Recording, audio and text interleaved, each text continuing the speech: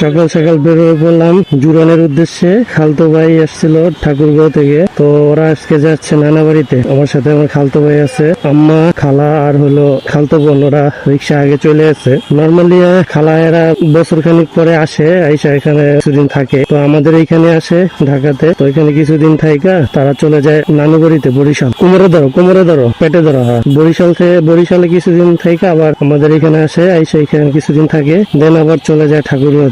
খালা যখন আছে শুনি যে আসবে, সবচেয়ে বেশি আদর করে আমাকে খালাই। ছোটবেলা থেকে কোলে করে খালাই মানুষ করছে। নানা বাড়িতে থেকে বড় হয়েছি, তো খালার কাছেই থাকে। সবাই আদর করতো। খালার প্রতি আমার একটু মায়া মহব্বত বেশি, এবং খালাও আমাকে মায়া মহব্বত করে এবং যে কোনো জিনিসে সবসময় সাপোর্ট করে। তো আসার কথা শুনলে খুবই ভালো লাগে। তো যখন চলে যাওয়ার কথা শুনি তখন আর ভাল লাগে না, কারণ মাত্র 2 দিন ছিল। এবার ভাবছিলাম বেশি দিন থাকবে, চলে যাইতেছে। আবার আইসা হয়তো বা সপ্তাহখানিক এখানে থাকবে, দেন আবার চলে যাবে। সবচেয়ে বড় দুঃখজনক বিষয় হলো অনেক বছর যাবৎ খালার সাথে আর কি ঈদ করতে পারি না।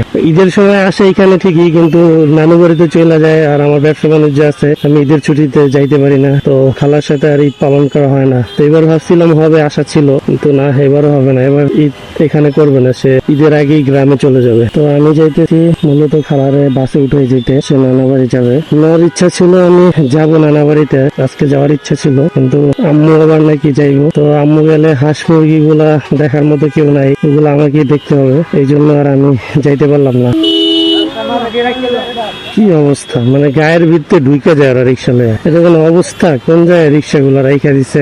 ভাঙতে আছে, আমি খুশি হইতেছে, একদম ঠিকই আছে যে ভাঙ্গাই। কিস্তি উঠে উঠে রিক্সা কিনে কেরে ভাই? কিস্তি উঠে তো রিক্সা কিনতে কিনলে, তো কিস্তি উঠে অন্য ব্যবসা দেয়। মানে রিক্সার ভিতরে যারা কি পাইছে, চাকরি ছেড়া রিক্সা চালায়, গ্রামে চাষবাস ছেড়ে যে রিক্সা চালায়। এই যে রিক্সা, এদের কারণে কৃষিকাজে এখন যে কত বড় একটা ইফেক্ট পড়ছে, কৃষক খুঁজেই পাওয়া যায় না। সব আইসা ঢাকা শহরে রিক্সা চালায়, কৃষিকাজ বাদ দিয়ে। জিনিসের দাম বাড়বো না, তাই কিসের দাম বাড়বো? কিছু হইলেই করবো, গরিবের পেটে লাভ। দুনিয়াতে আর কোনো কাজ নাই। যেটা অবৈধ কাজ, সেটার জন্য তুই সেটা করতে তোরা কেন নামবি? বৈধ জিনিস যেটা সেটা কর, ব্যবসা আছে হালাল, সেটা কর।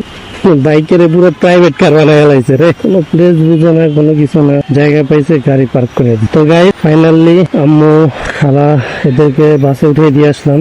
বরিশালের উদ্দেশ্যে যাইতেছে। আমি এখন বাসায় যাব।